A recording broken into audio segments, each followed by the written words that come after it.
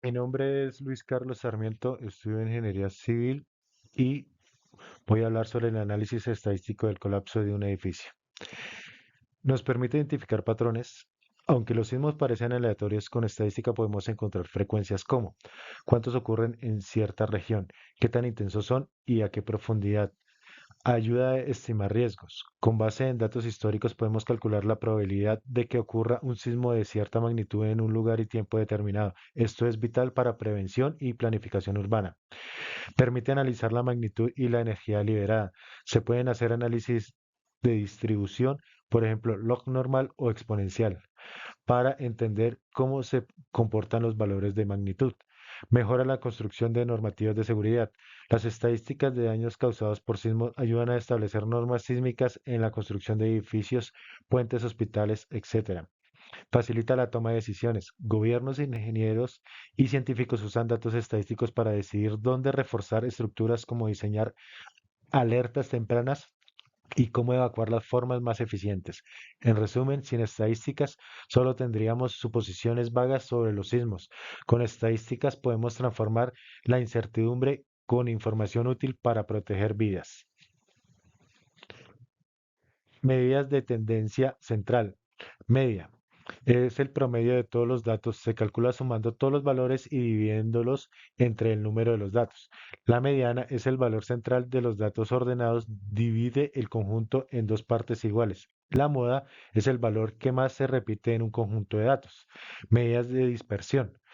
Desviación estándar. Mide cuánto se aleja en promedio los datos respecto a la media. El rango es la diferencia entre el valor máximo y el valor mínimo del conjunto de datos. Análisis de correlación y regresión. Correlación mide la fuerza y dirección de la relación entre dos variables. Por ejemplo, si sube una, también sube la otra. La regresión permite predecir el valor de una variable basándose en el valor de otra, estableciendo una relación matemática. Identificación de valores atípicos. Valores atípicos son datos que se alejan mucho del resto y pueden indicar errores, eventos raros y situaciones especiales. Estimación del riesgo. Permite calcular la probabilidad de que un evento negativo ocurra, ayudando a anticipar y prevenir daños en situaciones similares. Generalización de resultados. Al estudiar un caso con datos suficientes, se pueden aplicar las conclusiones a otros contextos parecidos o poblaciones similares.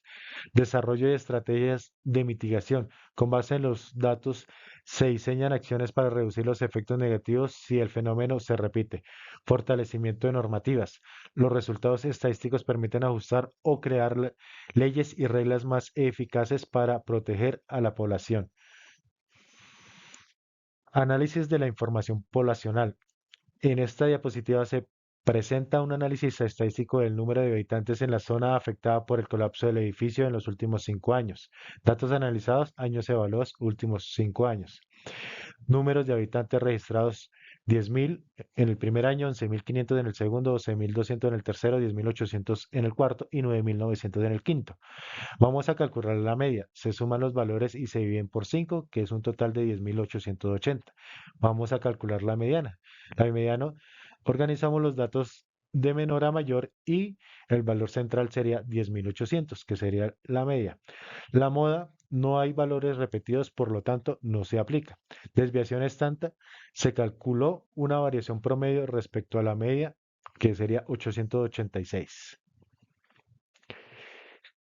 En esta diapositiva analizaremos los resultados obtenidos al medir la resistencia a la compresión del suelo en diferentes puntos del terreno donde se encuentra el edificio. Los datos analizados, las medidas registradas fueron 12.5, 14.2, 10.8, 11.9 y 13.6 megapascales.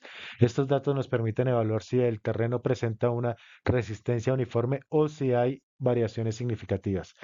El cálculo sería la media, que fue de 12.6, lo que indica que el valor promedio de resistencia del suelo, que fue la resistencia al suelo. La mediana. La mediana fue 12.5 megapascales, lo que confirma que los valores están distribuidos de forma relativamente equilibrada. La moda, no se identificó moda, ya que ninguno de los valores se repite. Desviación estándar. Se obtuvo una desviación de 1.33 megapascales, lo que refleja una variación moderada en la resistencia entre los diferentes puntos. Estos resultados nos permiten afirmar que El suelo tiene una resistencia aceptable con pequeñas variaciones que deben ser tenidas en cuenta en el diseño estructural.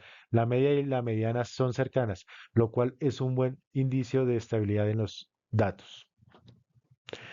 Análisis de la magnitud de los terremotos registrados. En esta diapositiva presentamos un análisis básico de las magnitudes de los terremotos registrados en los últimos 5 años. Los datos son 5.4, 4.8, 6.2, 5.9 y 4.5 en la escala de Richter. A partir de estos valores se aplicaron medidas estadísticas para resumir la información.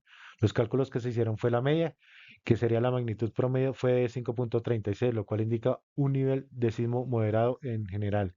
La mediana, al ordenar los datos, el valor central fue de 5.4, muy cercano a la media, lo que sugiere una distribución equilibrada.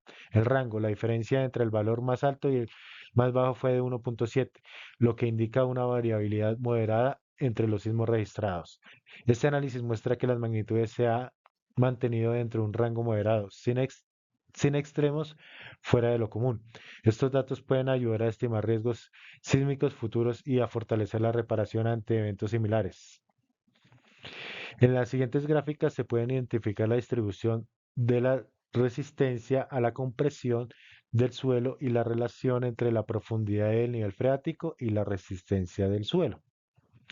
Por último, el- las conclusiones serían: el análisis estadísticos de los datos registrados evidencia una tendencia general en los últimos años.